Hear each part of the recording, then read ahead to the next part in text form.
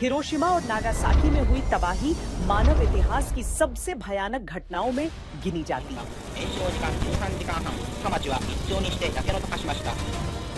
अगस्त 1945 में हुए इन हमलों में लाखों लोगों की जिंदगी पल भर में बदल गई।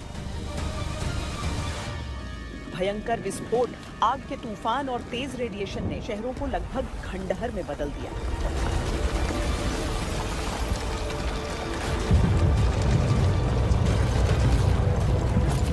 हिरोशिमा में करीब 70 से 80 हजार लोग तुरंत मारे गए। आने वाले सालों में यह संख्या 1.4 लाख तक पहुंच गई।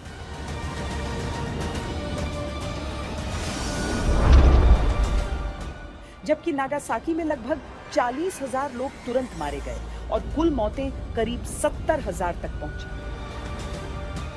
हजारों लोग गंभीर रूप से झुलस गए, इमारतें मिट्टी में मिल गईं और रेडिएशन के कारण वर्षों तक बीमारियां और मौतें होती रहीं। ऐसा माना जाता है कि आज भी जापान में इसका असर देखने को मिलता है। अगर हम 1945 में जाएं कि जब जापान एम्पायर को सरेंडर करवाने के लिए अमेरिका ने एक स्ट्रेटेजिक सरेंडर करवाने के लिए अमेरिका ने न्यूक्लियर वेपन्स का इस्तेमाल किया, जिससे कि एक ऐसी क्षति, एक ऐसा कोवर्सिव इफेक्ट पैदा हो कि आपका एडवर्सरी जो है उस युद्ध को छोड़कर आपके विल्स एंड आपके टर्म्स एंड कंडीशंस को मान ले। इन रेडिएशंस की वजह से जो अल्फा रेडिएशन या गामा रेडिएशन या बीटा रेडिएशन ये रेडियोएक्टिव पदार्थों से निकलता है, उसके कारण कैंसर हो जाता है, क्योंकि ये हमारे शरीर के टिश्यूज को, हमारे ऊतकों को डैमेज कर देते हैं। आप जानते हैं कि इनकी रेंज खासतौर पे बीटा और गामा की बहुत ज्यादा होती है। जो अल्फा पार्टिकल्स होते हैं ये तो हवा के अंदर भी कुछ सेंटीमीटर्स में ही रुक जाएंगे, मे बी 2, 4, 5, 10 सेंटीमीटर्स के अंदर। लेकिन जो बीटा पार्टिकल्स होते हैं ये अंदर पेनिट्रेट कर सकते हैं और इनको जैसे रोकने के लिए एल्युमिनियम फॉयल, एल्युमिनियम की जो एक परत होगी वो रोक पाएगी, और पानी में भी होगा तो कई सेंटीमीटर में जाने के बाद रुकेंगे, काफी दूर जाके रुकेंगे, और हवा में तो कई मीटर तक जाएंगे। और गामा रेडिएशन इनसे कहीं ज्यादा बेच देता है, पेनिट्रेटिव है।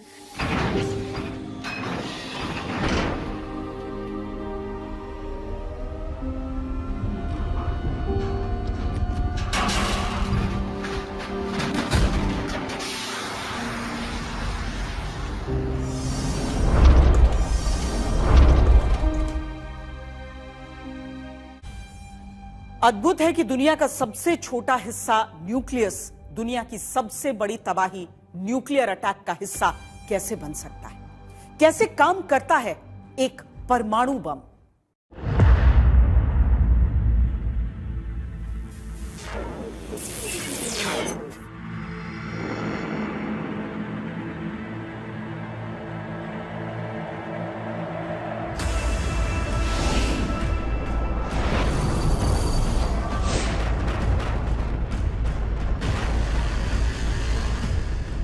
परमाणु बम को सूरज का एक छोटा हिस्सा कहा जाए तो गलत नहीं होगा, क्योंकि जिस नियम पर सूरज काम करता है करीब करीब उसी नियम पर एक परमाणु बम भी काम करता है। फर्क सिर्फ इतना है कि एक न्यूक्लियर फिशन है, दूसरा न्यूक्लियर फ्यूजन। हम इन दोनों अद्भुत प्रक्रियाओं के बारे में आपको बताएंगे, लेकिन सबसे पहले वो अकल्पनीय जानकारी जो आप सुनेंगे तो हैरान हो जाएंगे। जानते हैं, 1 मेगा टन का परमाणु ब्लास्ट 10 करोड़ डिग्री सेल्सियस का तापमान पैदा करता है, यानी सूरज के कोर यानी बीच के तापमान से भी 4 से 5 गुना ज्यादा। हम आपको एटम बम से जुड़े ऐसे सवालों के जवाब बता रहे हैं जो अद्भुत हैं, अविश्वसनीय हैं, अकल्पनीय हैं। क्यों एक एटम बम को जमीन से ऊपर डेटोनेट किया जाता है? क्या इनको इंटरसेप्ट किया जा सकता है? क्या इंटरसेप्ट करने पर जो धमाका होगा उससे परमाणु बम फट सकता है? परमाणु बम की स्टोरेज फैसिलिटी को बम से उड़ा दिया जाए तो क्या वहां परमाणु धमाके हो जाएंगे? सबसे पहले आपको बताते हैं कि परमाणु बम कैसे काम करता है। परमाणु ऊर्जा को 2 तरीकों से प्राप्त किया जा सकता है। Nuclear fusion, nuclear fission.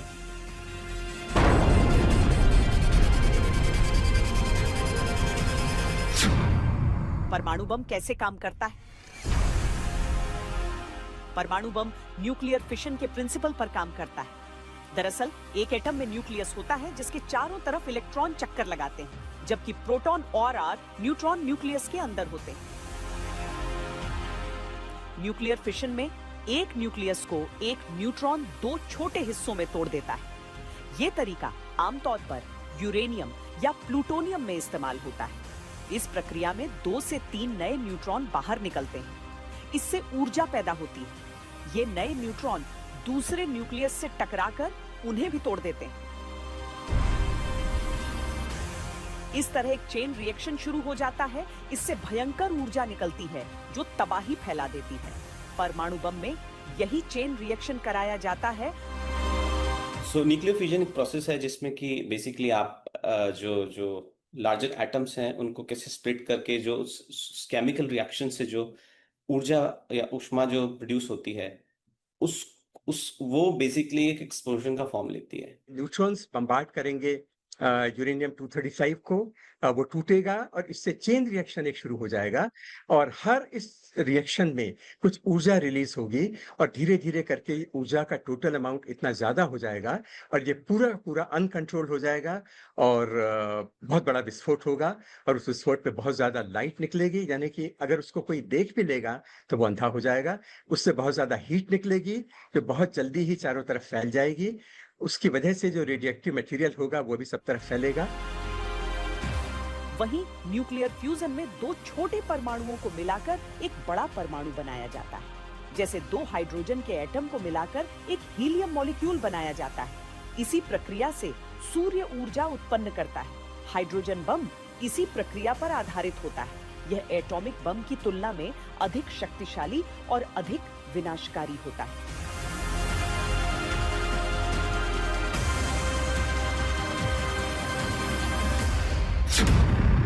परमाणु बम हवा में क्यों डेटोनेट करते हैं? परमाणु बमों को अक्सर हवा में विस्फोट किया जाता है ताकि विनाश का दायरा ज्यादा से ज्यादा हो और स्थानीय रेडियो एक्टिविटी कम किया जा सके।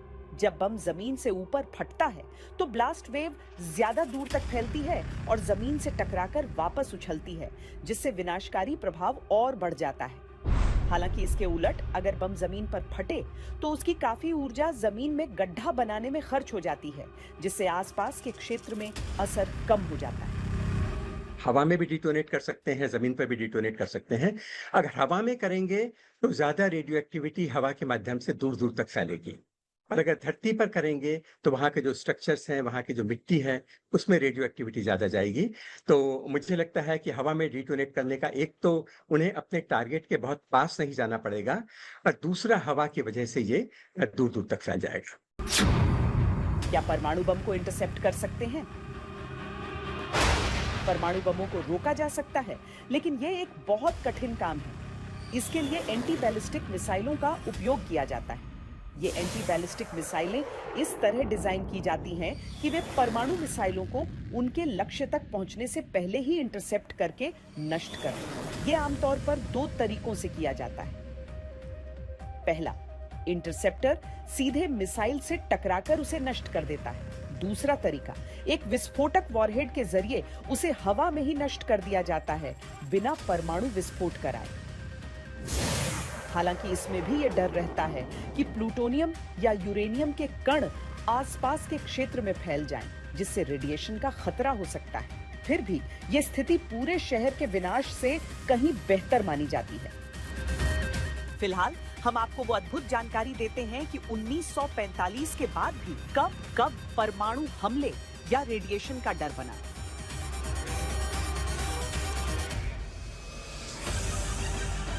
1957 में न्यू मैक्सिको के ऊपर एक परमाणु बम जहाज से गलती से गिर गया। जबरदस्त धमाका हुआ, हालांकि परमाणु धमाका नहीं हुआ। 1958 में एक B-47 बॉम्बर से एक परमाणु बम साउथ कैरोलिना में गिर गया, जिससे वो घर तबाह हो गया। गनीमत थी कि परमाणु वॉरहेड जहाज के अंदर ही था। 1961 में एक B-52 बॉम्बर टूट गया और 2 परमाणु बम हवा से जमीन पर गिरे। हालांकि परमाणु विस्फोट नहीं हुआ। 1962 में क्यूबन मिसाइल क्राइसिस में सोवियत पनडुब्बी अमेरिकी नेवी पर लगभग परमाणु टॉर्पीडो मारने को तैयार ही थी। हालांकि वो फैसला नहीं लिया गया। 1965 में यूएस एयरक्राफ्ट कैरियर से एक फाइटर जेट गिर गया जिसमें परमाणु बम था। वो बम दोबारा कभी नहीं मिला। 1966 में स्पेन के ऊपर हवा में रिफ्यूलिंग के दौरान B-52 बॉम्बर क्रैश हो गया। 4 परमाणु वॉरहेड गिर गए, 2 में गैर परमाणु धमाके हुए, काफी रेडिएशन फैला। 1400 टन मिट्टी रेडिएशन से संक्रमित हुई। 1968 में B-52 बॉम्बर में आग लग गई। इसमें 4 हाइड्रोजन बम रखे थे। प्लेन ग्रीनलैंड की बर्फ पर क्रैश हुआ। किस्मत थी कि परमाणु रिएक्शन नहीं हुआ।